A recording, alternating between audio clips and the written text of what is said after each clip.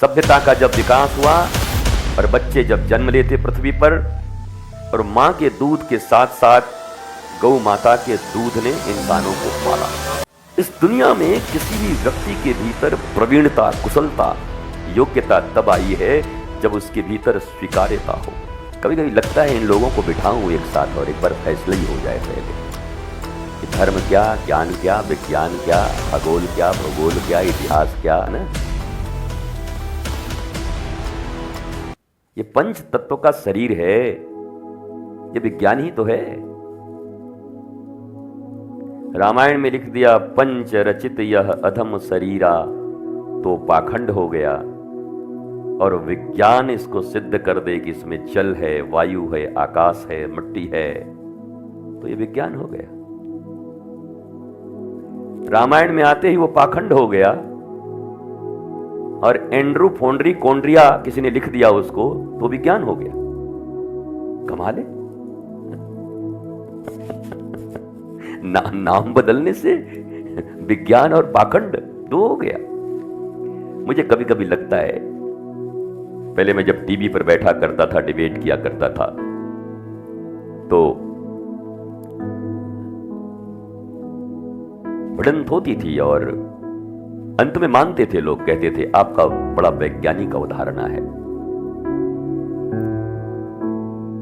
कभी कभी लगता है इन लोगों को बिठाऊं एक साथ और एक बार फैसला ही हो जाए पहले कि धर्म क्या, ज्ञान क्या, विज्ञान क्या, खगोल क्या, भूगोल क्या, इतिहास क्या, ये सब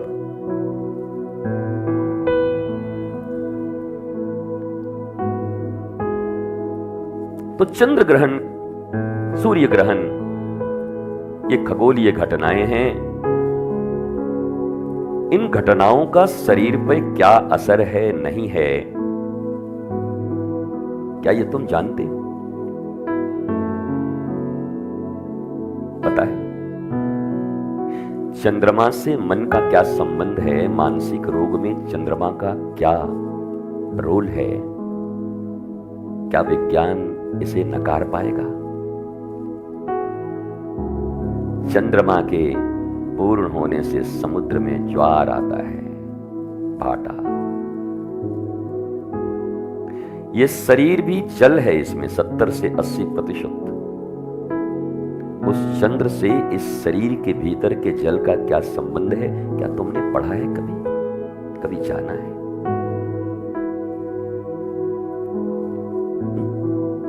अध जल गगरी छलकत जाए। फिर वही कहना पड़ रहा है, 1400 का मोबाइल, 40 रुपया का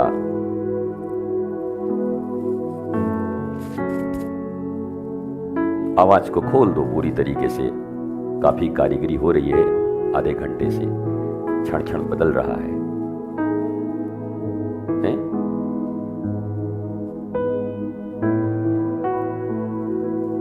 बेटा, बाल से कुछ नहीं होता है, बाल से खरखर करता है। हमको साउंड इंजीनियरिंग पढ़ा रहे हो बैठ करके यहां पर?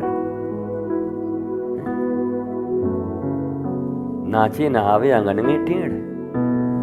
बताओ, हमको इंजीनियरिंग पढ़ा रहे हैं कि आपके मूंछ के बाल से जो है गड़बड़ हो रहा है? बताओ, मूंछ के बाल से साउंड कभी एकदम गुम गुम करने लग रहा है, कभी इसका इको बढ़ जा रहा है। वाह, ये ऐसे ही लोग हैं जो बैठे रहते हैं, विज्ञान और धर्म के नाम पर युद्ध कर रहे होंगे शायद। ये हमारे ही पास बैठे हैं, दूर नहीं है लोग। बताओ इनको। ये मूंछ तो 20 साल से 30 साल से है भाई, और 30 साल से हम बोल भी रहे हैं। तब तो मूंछ गड़बड़ नहीं कर रहा था, न मूंछ से गड़बड़ हुआ, न पूंछ से गड़बड़ हुआ।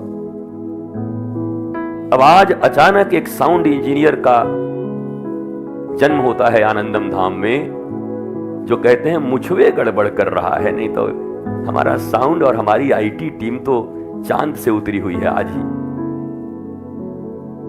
ग्रहण वहां लग गया था, इसलिए हम लोग यहां पर आ गए हैं। कमाल के लोग हैं। There is no acceptance. इस दुनिया में किसी भी व्यक्ति के भीतर प्रवीणता, कुशलता, योग्यता तब आई है जब उसके भीतर स्वीकार्यता हो।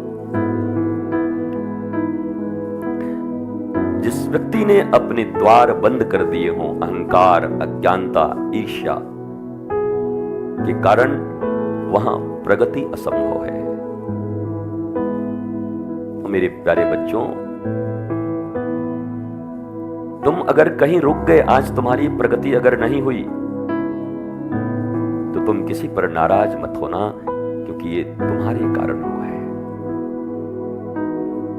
तुम में गुरु के प्रति, ज्ञान के प्रति स्वीकार्यता नहीं रह गई। कूप मंडूक की तरह जिस कुएं में रहते थे, उसी को पूरा दुनिया समझ गए तुम। उसके बाहर की कोई बात तुम्हें बताने आए तो तुम देखकर मुस्कुराते हो। 2-3-4 लोग एक साथ खड़े होकर हमको समझा रहे हैं, हम 12 साल से यही कर रहे हैं। अरे 12 साल से तुम घन से पत्थर तोड़ते रहो तो क्या इंजीनियर हो जाओगे?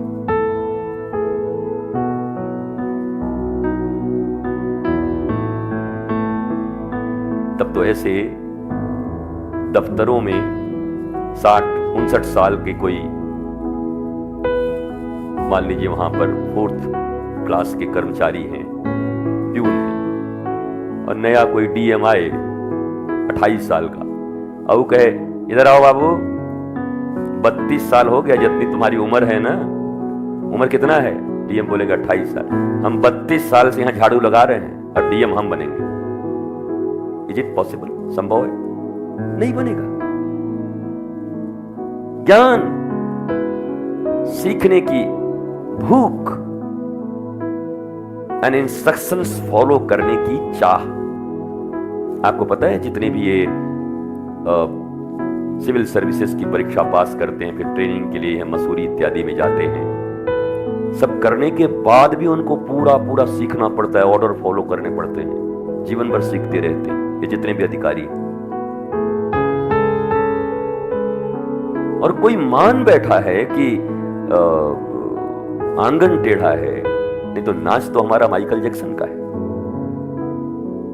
हाँ, आंगन टेढ़ा है।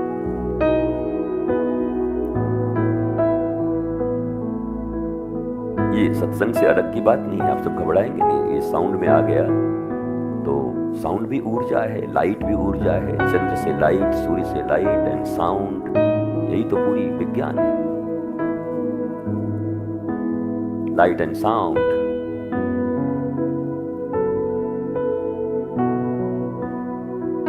तो हमने हर चीज को आस्था से जोड़ा। हमारी परंपरा सिखाती है, बेटा गैया आ रही है, गौ माता को प्रणाम करो। अब तुम गौ माता को माता ना चाची बोलो, मौसी बोलो, कुछ मत बोलो, जानवर बोलो, गौ माता को क्या फर्क पड़ता है? कोई फर्क पड़ता है? तुम्हारे कुछ भी गाली देने से उनको फर्क पड़ता है? पर जिन लोगों की आस्था है, सभ्यता का जब विकास हुआ और बच्चे जब जन्म लेते पृथ्वी पर, और मां के दूध के साथ साथ गौ माता के दूध ने इंसानों को पाला, मनुष्य बनाया, तो उन्हें मां का दर्जा दिया गया, जो मां है। और बाकी भी बहुत सारी बातें हैं गौ से रिलेटेड। अभी गौ महाकुंभ में गए थे, वहां हमने इस बारे में बताया है, आप पढ़ें लिखें, समझ आएगा आपको। तो हमने विज्ञान को आस्था से जोड़ा। हम हैं वैज्ञानिक, पर हमने विज्ञान को कोरा विज्ञान नहीं रहने दिया।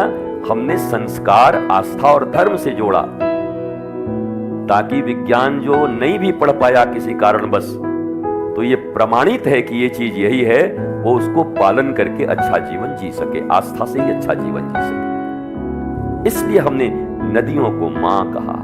गंगा, गंगा है मेरी मां, यमुना है मेरी मां। आज हम यमुना जी यहां तक आई, हम लोगों ने प्रणाम किया बच्चों को लेकर के, बस आ गए वही 1400 और 40 रुपए के नेट लेकर के सब शुरू हो गए। अरे महाराज जी, बच्चों को कुछ विज्ञान सिखाइए, मंत्र से यमुना जी चली जाएंगी। अरे हम मंत्र यमुना जी के जाने के लिए थोड़ी कर रहे थे, तुम जैसे लोगों को जाने के लिए कर रहे थे। तुम कब जाओगे? भारत का बंटाधार कर दिया तुम लोगों ने। हम इसलिए मंत्र पढ़ रहे थे कि तुम गायब हो जाओ।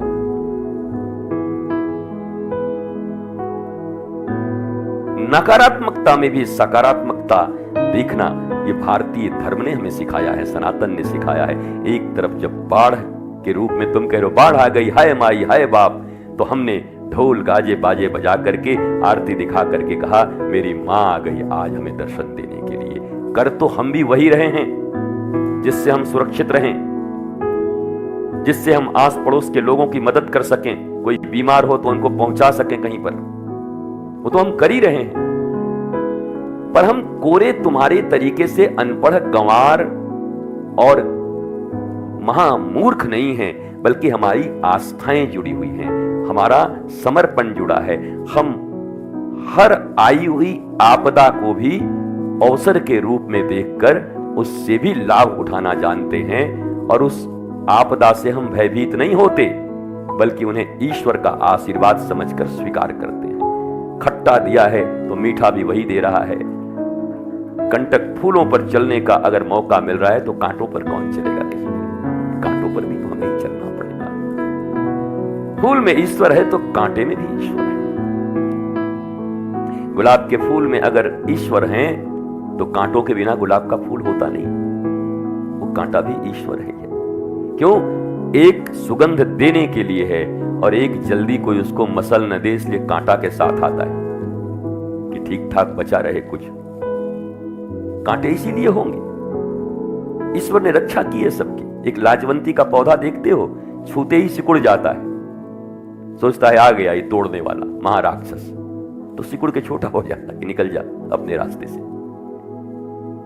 वो बहुत सारी चीजें हैं जो विज्ञान और आस्था का संगम है, समावेश है। हम हर विज्ञान को स्वीकार करने वाले, विज्ञान को मानने वाले, आधुनिक इन्वेंशन को करने वाले लोग हैं, लेकिन हमारी संस्कृति और संस्कार हमें सिखाता है कि घर में जो काम करते हैं, तुम क्या कहते हो ब्लडी फूल, और क्या क्या गालियां देते हो, ए मैन ये करो, और हमारे घरों में हमारे हल को चलाने वाले या हमारे घर के साफ करने वाले बंदे को भी हम रामू काका कह के प्रणाम करते हैं। हमारी संस्कृति है, ये हमारी सनातन सभ्यता ने हमें सिखाया है।